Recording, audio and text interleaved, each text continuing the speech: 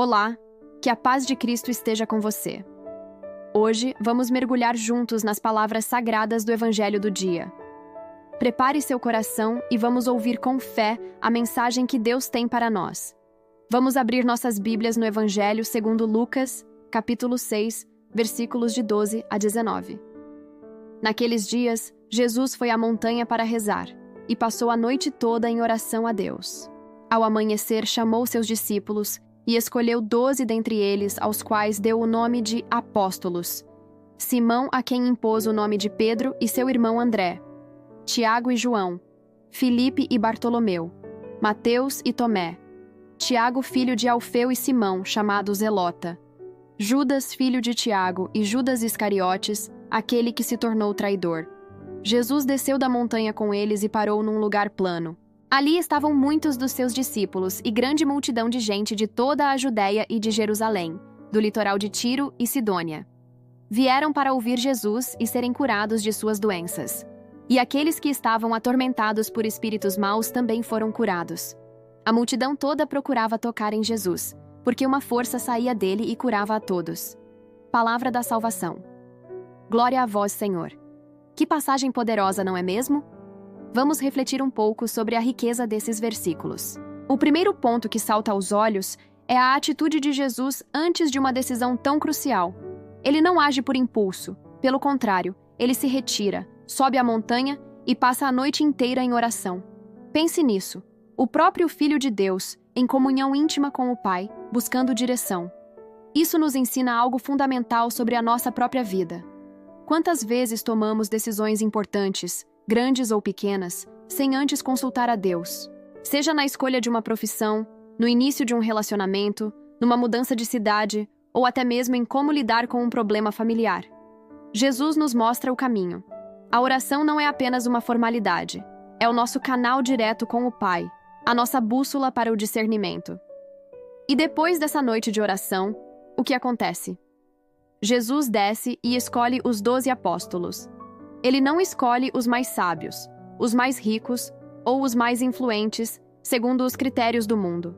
Ele escolhe homens comuns, pescadores, um cobrador de impostos, pessoas com falhas, com dúvidas, mas com um coração disposto. E ele os chama pelo nome. Isso é lindo. Simão, a quem ele dá um novo nome, Pedro, a rocha, André, Tiago, João. Ele conhece cada um, assim como ele conhece você. Ele te chama pelo nome. Ele sabe das suas lutas, dos seus sonhos e dos seus medos. A escolha dos apóstolos nos lembra que Deus não chama os capacitados, mas capacita os que Ele chama. Ele vê um potencial em nós que nem nós mesmos enxergamos. Outro detalhe fascinante é a diversidade do grupo. Temos Simão, o Zelota, que pertencia a um grupo radicalmente contra a dominação romana, e Mateus, um cobrador de impostos, que trabalhava para Roma. No mundo, eles seriam inimigos mortais, mas em Cristo, eles se tornam irmãos, unidos por um propósito maior. Isso nos mostra que o chamado de Cristo transcende todas as barreiras sociais, políticas e culturais. Na comunidade de fé, no corpo de Cristo, somos todos um. Somos chamados a deixar de lado nossas diferenças e a nos unir no amor e no serviço ao Evangelho. A igreja é, por essência, um lugar de reconciliação. E depois de formar esse primeiro núcleo da sua igreja, Jesus não fica isolado na montanha. Ele desce para o meio do povo, para um lugar plano.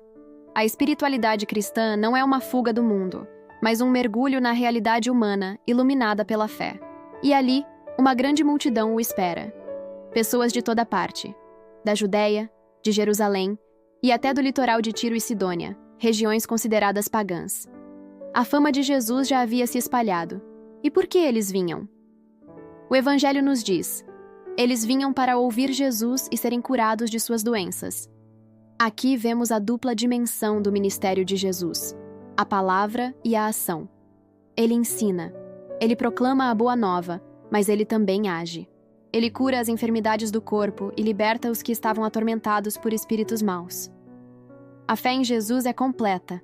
Ela alcança todas as dimensões do nosso ser: espírito, alma e corpo. As pessoas não buscavam apenas um milagre físico, elas buscavam a palavra que dá sentido à vida. E não buscavam apenas um ensinamento filosófico, buscavam o toque que restaura, o poder que liberta. A passagem termina de uma forma maravilhosa. A multidão toda procurava tocar em Jesus, porque uma força saía dele e curava a todos. Imagine essa cena.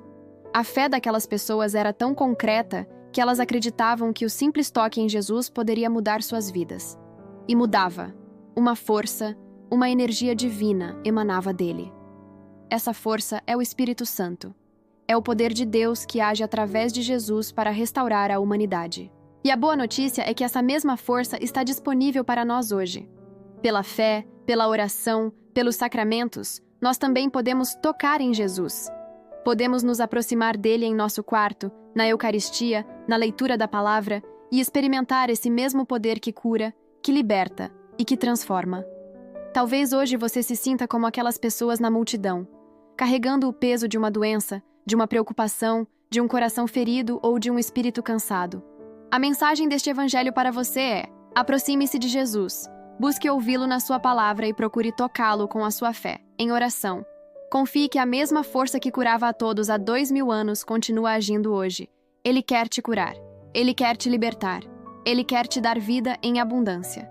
Que possamos, inspirados por este evangelho, cultivar uma vida de oração mais profunda para discernir a vontade de Deus, aceitar o nosso chamado com confiança, superar as divisões com o amor fraterno e buscar em Jesus a cura e a libertação para todas as áreas da nossa vida.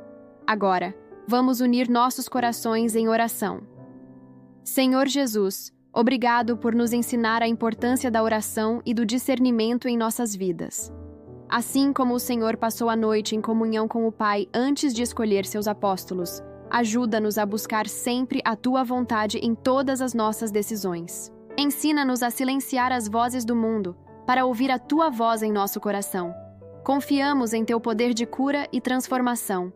Toca em nossas vidas, Senhor, em nossas enfermidades físicas e espirituais, em nossas angústias e medos. Que a força que saía de Ti e curava a todos possa nos alcançar hoje, nos restaurar e nos fortalecer na caminhada da fé. Amém. Se você foi tocado por esta mensagem e sentiu a presença de Deus em seu coração, demonstre isso. Curta este vídeo, deixe um comentário partilhando sua experiência ou simplesmente escrevendo Amém. Isso nos ajuda a alcançar mais pessoas. Compartilhe esta reflexão com seus amigos e familiares. Seja um canal da graça de Deus na vida de alguém. E claro, se ainda não é inscrito, inscreva-se no canal para não perder nossos próximos encontros com a palavra. Estamos caminhando juntos, rumo aos 500 inscritos, e sua participação é essencial.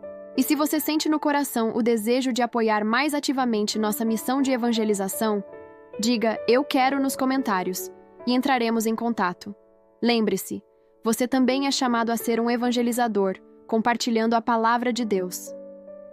Muito obrigado pela sua companhia. Fique com Deus e até a próxima.